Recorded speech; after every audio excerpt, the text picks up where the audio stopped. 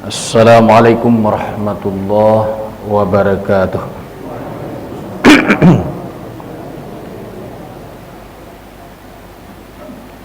Alhamdulillah alladzi khalaqas samawati wal ard wa ikhtilafil laili wan nahari la ayatin liulil albab. Ashhadu an la ilaha illallah wahdahu la syarikalah wa ashhadu anna Muhammadan abduhu wa rasuluh. Allahumma salli ala Muhammad wa ala alihi wa sahbihi ajmain. Yang kita hormati pengurus Masjid Nurul Yakin, selanjutnya bapak-bapak, ibu-ibu, kaum muslimin, jamaah subuh rahimakumullah. Kembali kita tiada henti-hentinya dan selalu mengucapkan puji dan syukur kita kepada Allah. Alhamdulillah, pada subuh yang berkah dan mulia ini kita kembali dapat menunaikan ibadah salat subuh secara berjamaah. Kemudian selawat dan salam kepada junjungan kita Nabi besar Muhammad sallallahu alaihi wasallam. Allahumma salli ala Muhammad wa ala ali Muhammad. Kaum muslimin, ibu-ibu, bapak-bapak, jamaah subuh rahimakumullah.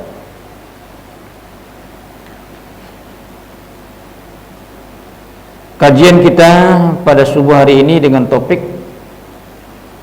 mentadabburkan Al-Quran.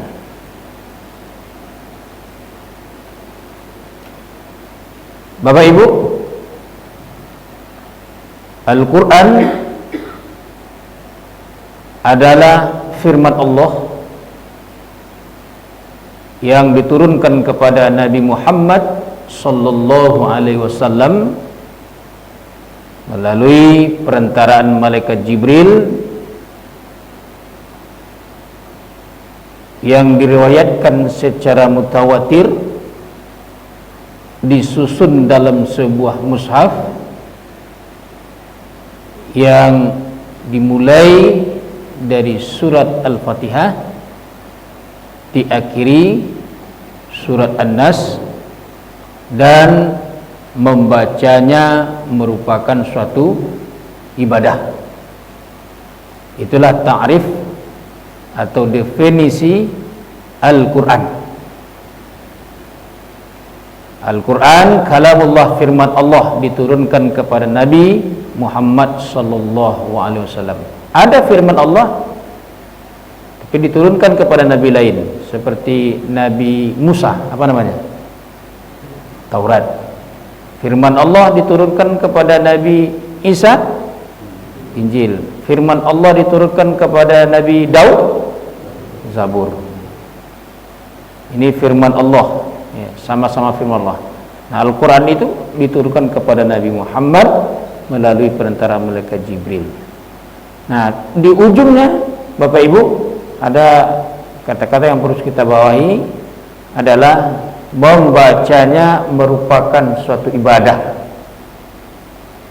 Membacanya merupakan ibadah. Satu huruf yang kita baca itu Al-Quran, maka Allah beri pahala 10 kali kebaikan. Saya, kata Rasulullah, tidak mengatakan alif lam mim itu satu huruf, tapi alif satu huruf, lam satu huruf, mim satu huruf. Alif lam mim 3 huruf, kalikan 10, 30 kali pahala dan kebaikan diberikan Allah kepada kita. Nah, tentunya semakin banyak kita membaca Al-Quran, maka semakin banyak pahala-pahala dan kebaikan-kebaikan diberikan Allah kepada kita. Karena itu Rasulullah sallallahu alaihi wasallam Dalam hadisnya mengatakan aksiru tilawatil Quran. Perbanyak membaca Al-Quran. Nawwiru fi buyutikum bis-shalah wa tilawatil Quran. Sinarilah, hiasilah rumahmu dengan melaksanakan ibadah salat dan membaca Al-Quran. Perbanyak membaca Al-Quran. Bapak Ibu kaum muslimin jamaah subuh rahimakumullah, dulu ya penerangan belum masuk,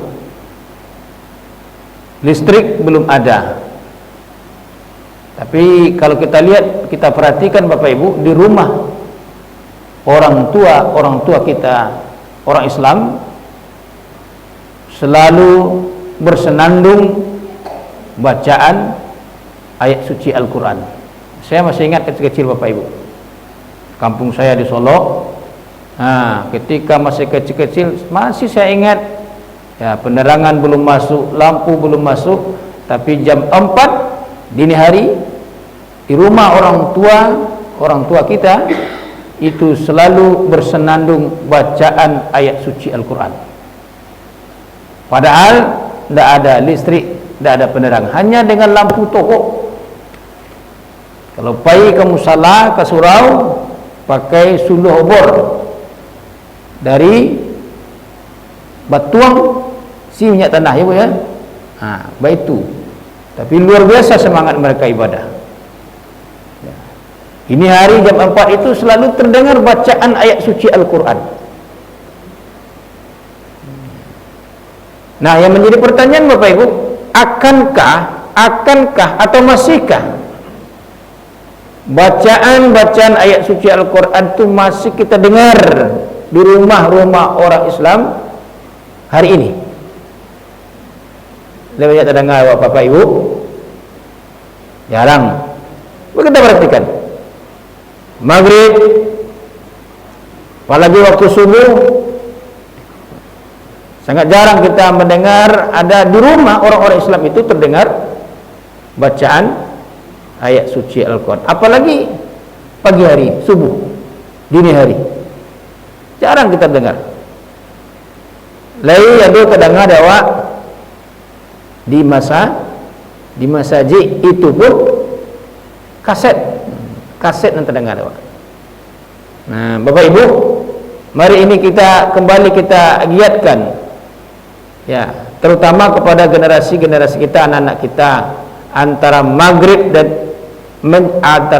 dan isya itu mari kita giatkan di rumah kita orang-orang Islam, yaitu membaca Al-Quran. Jadi jadikan Al-Quran ini sebagai kegemaran hobi kita, bacaan rutin kita. Bacaan rutin kita, setiap hari kita baca itu Al-Quran.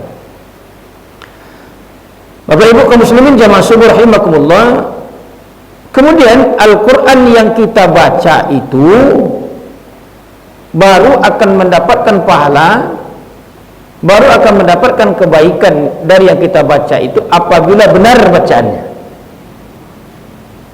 apabila betul bacaannya, baru akan mendapatkan pahala.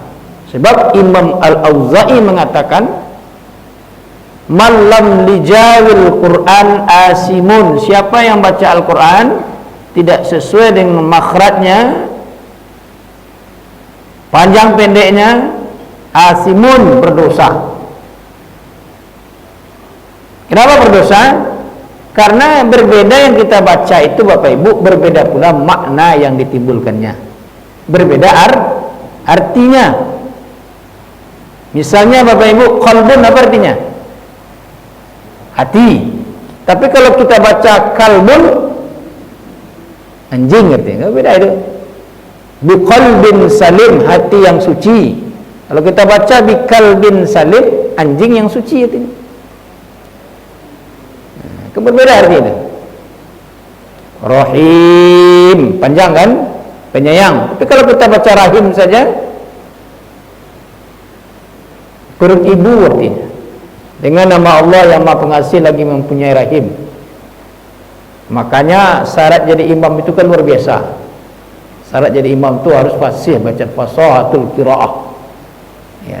Karena tidak boleh sembarang aja, sebab berbeda yang kita baca, berbeda pula makna yang ditimbulkannya. Jadi Bapak Ibu, karena itu mempelajari Al-Quran itu merupakan kewajiban bagi kita orang Islam. Ya. Merupakan kewajiban bagi kita. Ya. Saya lihat Bapak Ibu, banyak di antara kita umat Islam padahal sudah tua umurnya juga bisa baca Al-Quran. Nan panjang dipendeknya, nan pendek dipanjangannya. Cara mudah membaca Al-Quran itu Bapak Ibu, tadarus jawab bersama-sama. Ya, paling enteng pun antara maghrib dan isya, umpamanya kalau tidak ada kegiatan kita, ya kita buatlah kelompok tadarus. Satu orang baca, yang lain menyimak. Kalau yang salah dibetulkan, ada yang enggak santiang seorang yang mengkoordinir. La tattabi'u, panjangan lahnya, contoh kan. Jadi sebentar pandai Bapak Ibu, sebulan pandai itu. Sebab mendengar itu sama dengan membaca. Nah, jadi rutinnya aja itu tadarus pandai waktu. Kalau lain namuh, kalau lain mau sebentar baca Al-Quran. Cara praktisnya mudah itu tadarus. Inilah kurang mana tadarus. Makanya kalau ada di rumah-rumah orang Islam Bapak Ibu, kalau baca Yasin, ada kebiasaan baca Yasin kan, dari ayat 1 sampai terakhir umpamanya. Seorang baca, yang lain menyimak. Kalau ada 20 orang itu ganti-gantian, enggak 10 ayat seorang. Nah, jadi cepat kita pandai daripada baca secara semuanya. Baga dulu itu untuk labah kumbang. Tentu bacaannya benar apa salah. Ya.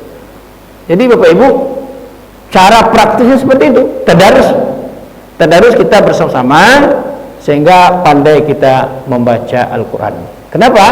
Karena Al-Quran yang kita baca itu baru akan mendapatkan pahala dan kebaikan diberikan Allah kalau benar kita baca itu, benar kita baca. Ya masa bayangkan ya Pak, umur orang ini lado 60 umurnya sampai lebih, lalu dia bisa baca Quran lagi. Nah, kalau rugi mana umur lagi Tuhan. Lu je pandai baca Al-Quran, lah rugi mana umur lagi Tuhan. Kamana umur kita yang kita pergunakan selama ini. Bapak Ibu kaum muslimin jamaah subuh rahimakumullah. Kemudian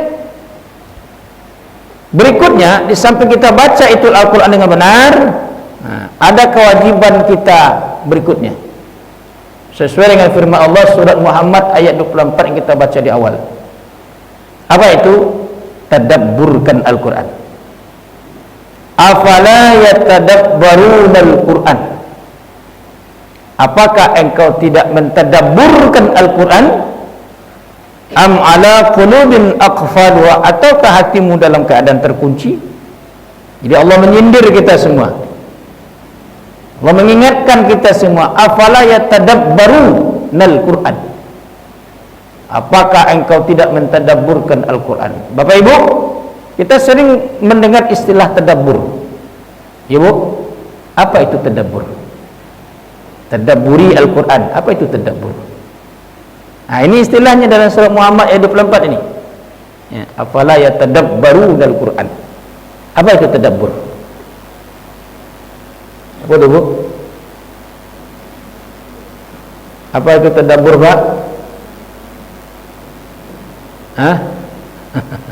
Nah, kita sering dengar kan istilah tadabburi. Apa itu tadabbur? Tadabbur itu artinya adalah menggali pesan-pesan yang disampaikan Allah dalam Al-Quran. Karena dalam Al-Quran ini cukup banyak pesan-pesan yang ingin disampaikan Allah. Mari kita gali. Banyak pesan-pesan ya, yang kita gali dalam Al-Quran ini cukup banyak Bapak Ibu. Jangankan kita mempelajari ayat per ayat,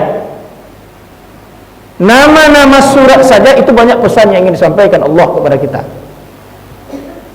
Nah, berapa nama surat itu Bapak Ibu? Ada 114. Nah, di antara nama-nama surat itu ada nama-nama surat itu nama-nama binatang. Ya bu, ada apa? Ada nama binatang. Apa aku disebutkan oleh Tuhan dalam Al-Quran? Apa nama-nama suratnya di antaranya? Al-Baqarah. Apa itu Baqarah, Pak? Sapi betina. Kemudian yang kedua, An-Namal. Apa arti An-Namal? Semut. Berikutnya An-Nahal. Apa arti An-Nahal? Lebah. Ada lagi nama suratnya Al-Ankabut. Laba-laba. Sampai itu saja loh. Bako disebutkan di Tuhan dalam Al-Quran nama-nama binatang tersebut. Tentu ada pesan yang ingin disampaikan Allah. Nah, karena itu mari kita tadabburi. Nah, pertama misalnya Al-Baqarah, artinya adalah sapi betina. Nah, kira-kira Bapak Ibu, apa pesan yang ingin disampaikan Allah kepada kita? Apa yang bisa kita lihat dari karakter sapi itu? Bapak, sapi itu apa yang bisa kita lihat, kita pelajari dari sapi itu? Sapi itu penganannya apa Pak Ibu? Penganannya makan. Tidak. Sapi itu makan penganannya, tidak ada selain dari makan. Bahkan ketika tidur pun ini mengunyah, gitu ya Pak. Ini adalah sapi.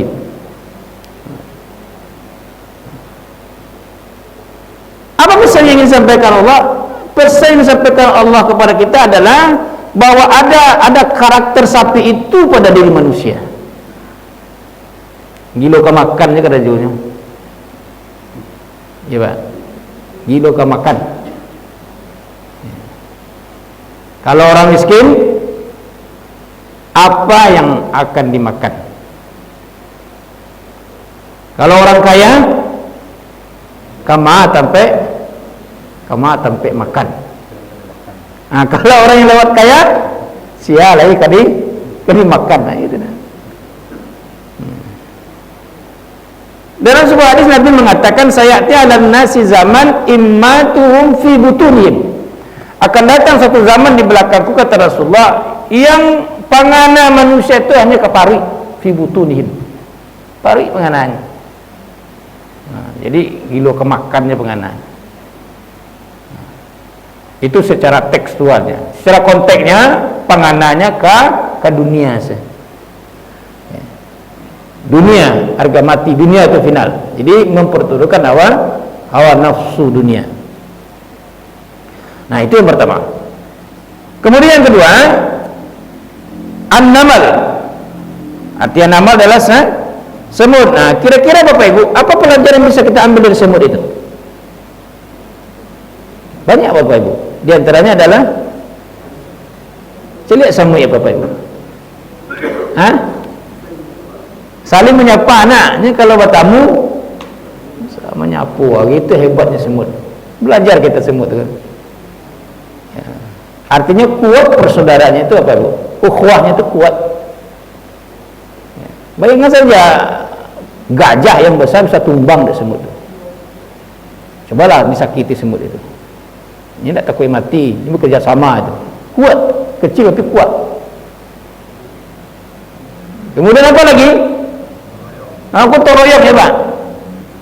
Semangat gotong royong luar biasa. Kalau ada makanan, nyoba bersama-sama. Tak ada nampak, tak bawa dengan tiba celai. Tak bisa tiba celai. Nyoba sama-sama, tak ada bercakap je tu. Semua itu pelajaran semua itu kuatnya Bu. Ambil pelajaran itu yang tadabbur. Ya.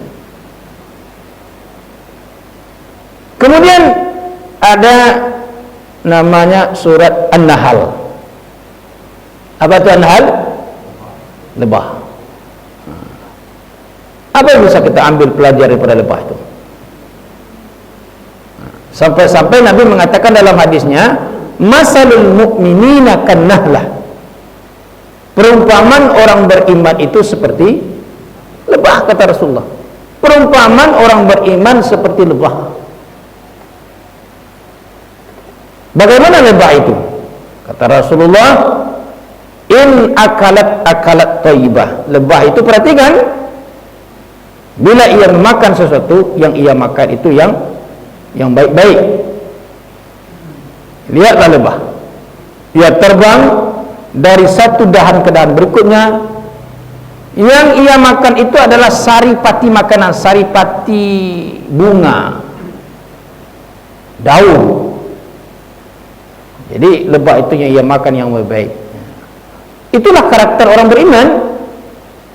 Orang beriman itu yang ia makan itu yang baik, yang halal lagi baik. Ya ayyuhan nas kulu mimma fil ardi halalan thayyibah. Hai orang beriman, makanlah olehmu apa yang ada di muka bumi yang halal lagi yang baik.